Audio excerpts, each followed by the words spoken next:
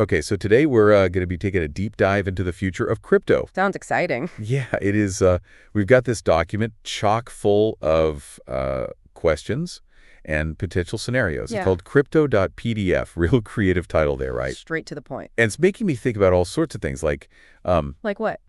will we all be using Bitcoin to buy our groceries in like 10 years? Well, that's one of the big questions, isn't it? It is. And this document dives into that whole CBDC versus cryptocurrency thing. Right. So are they going to duke it out? A financial cage match? Yeah, or can they coexist peacefully? Well, it's interesting because on the one hand, you've got crypto, which is all about decentralization. Right, giving power back to the people. Exactly. And on the other hand, you've got CBDCs, which are basically just digital versions of the money we use now. So like digital dollars. Exactly. Controlled by the government. By central banks? Yeah. So it really comes down to what people want from their money in the future. Right, do we want control or do we want stability or... Maybe a bit of both. Yeah, maybe a little bit of both. And Yeah. that kind of leads into this whole Bitcoin is digital gold thing. Right. Is that just hype or is there something to it? Well, the comparison to gold is interesting because, like, gold Bitcoin has a finite supply. So there's only a certain amount of it. Exactly. What, in theory, you'd make it resistant to inflation. Right. But gold has been around for centuries. As a store of value. Yeah, exactly. People have trusted it for a long time, but Bitcoin, on the other hand, is super volatile. It's like a roller coaster ride. Exactly. One day it's up, the next day it's down, so can it really become a stable store of value? Or is it going to stay a speculative asset? That's the big question. Okay, so let's imagine for a second that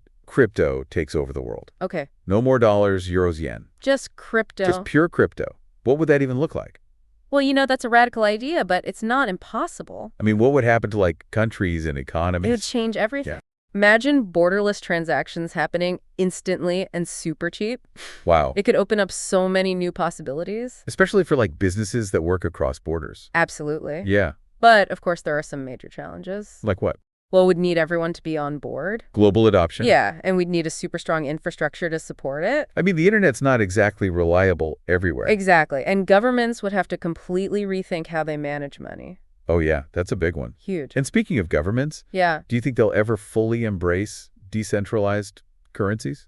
I mean, some seem to be warming up to the idea more than others, right? It's kind of like a mixed bag right now. It's a total wild card because, some governments see the potential benefits, Like what? like more transparency in financial transactions Yeah. and maybe even increased efficiency. Cutting out the middleman. Exactly. But then others are worried about, Losing control. yeah, losing control and also the potential for like illegal activity, Oh, yeah. money laundering and things like that, Right, right. So it's this constant push and pull between... innovation and regulation. Yeah, yeah. And it's hard to say who's going to win that battle. Absolutely. And this actually ties into something else from the document. Okay. It says that blockchain and smart contracts could potentially... Make banks obsolete. Yeah, like poof gone. Wow. Is that even remotely possible? It sounds crazy, but Yeah, it's not as far-fetched as you might think. really. Yeah.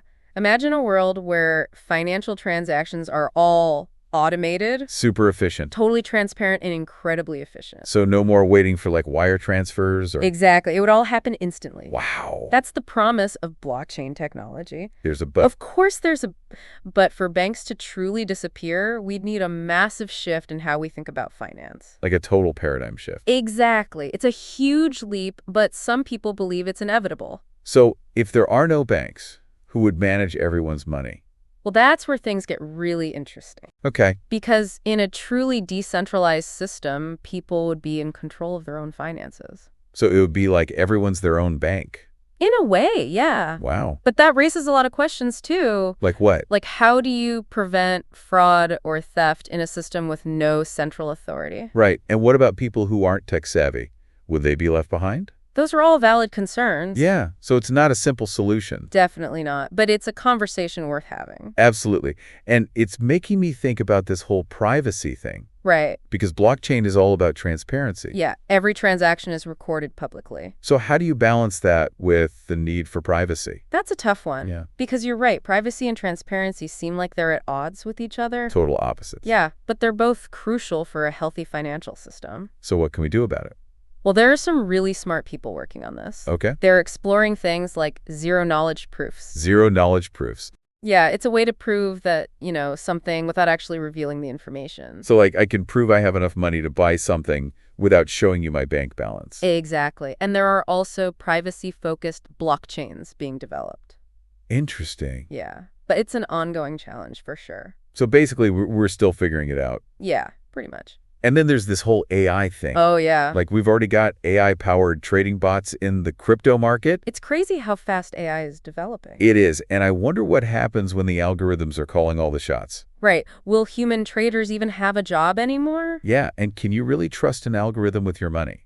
It's a scary thought. It is, but I also think human intuition and experience still matter, Oh, absolutely. especially when it comes to those unexpected events. Like a black swan event. Yeah, exactly, something that no one saw coming. Right. And that's where humans can still have an edge. At least for now. Right, at least for now. So it's really about finding that balance between, Human intelligence and artificial intelligence. yeah, and making sure that the system is fair and transparent. No matter who or what is making the decisions. Exactly. Okay, now for a really mind-bending question. Hit me with it. Could we ever have a single global cryptocurrency? Whoa. Like one currency to rule them all? That's a bold idea. It is. I mean, imagine a world with no exchange rates. No more trying to figure out how many euros you get for a dollar. Exactly. International trade would be so much easier. Yeah, businesses wouldn't have to worry about currency fluctuations. And it could really boost global economic cooperation. But could it actually happen? It would be incredibly difficult. I mean, you'd need every country to agree on it, Yeah, and that's not exactly easy. especially with all the geopolitical tensions in the world. Exactly. So it's a nice dream, but the reality is probably a lot more complicated. Yeah. Okay, I have to ask about this 51% attack thing. Oh, yeah, that's a popular one. Sounds like something out of a movie. Like a hacker thriller. Yeah, so is it a real threat? Is it just a theoretical possibility? Well, technically it's possible. Okay. It's a vulnerability in any blockchain that uses proof of work. Proof of work. Yeah, it basically means that if someone manages to control more than 50% of the network's computing power, So they have more miners than everyone else combined. right, then they could potentially manipulate transactions or even double spend coins. So like spend the same Bitcoin twice. Exactly. But the good news is that for a network as big and decentralized as Bitcoin, Like Bitcoin. yeah, pulling off a 51% attack would be incredibly expensive. How expensive are we talking? We're talking billions and billions of dollars. Wow. So not exactly something your average hacker can do. Not even close. It would require a massive amount of resources and coordination. So it's more of a theoretical threat than a practical one. Exactly. It's not impossible, but it's highly unlikely. Okay, that's good to know. So let's say blockchain keeps evolving. Yeah. Could we see entire countries running on blockchain? Whoa, that's a big one. Like their whole government? blockchain governance. Yeah, it sounds kind of radical. It's definitely a radical idea, but it's not entirely out there. So how would that even work? Well, imagine a world where voting is done on a blockchain. So no more hanging chads? Or... Exactly. Every vote would be secure, transparent, tamper-proof. Wow. Or imagine government contracts that are automatically executed when certain conditions are met. So no more bureaucracy or delays? Exactly. It could make governments way more efficient and accountable. That sounds pretty utopian. It does, but there are definitely some challenges. Like what? Well, first of all, would people trust a system like that? Right, because blockchain can be kind of complex. Yeah, and there's also the question of bias. Bias? Yeah, because even algorithms can be biased. Oh, yeah, I never thought about that. So we'd need to make sure that the systems are designed in a way that's fair and equitable for everyone. Right, so it's not just about the technology, it's also about the people behind it. Exactly. Okay, last but not least, this document throws out a pretty scary question. Okay, I'm listening. What's the most dystopian future you can imagine involving cryptocurrencies?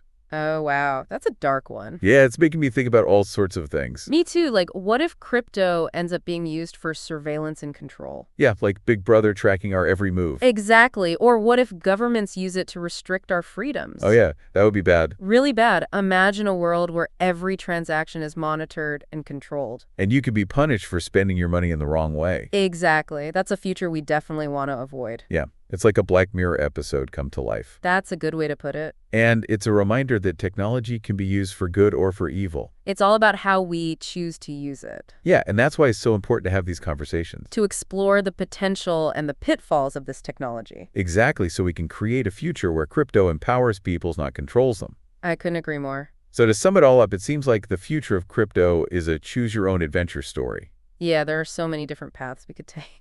And it's up to us to decide which one we want. And to make sure that we're building a future that benefits everyone, not just a few. And that's a great point to end on. So for everyone listening, here's something to think about. Okay. If crypto really does have the power to change the world, what role do you want to play in that change? That's a great question. Yeah, so go out there, do your research, and make your voice heard. The future is in our hands. And that's it for this deep dive into the future of crypto. Thanks for listening. See you next time.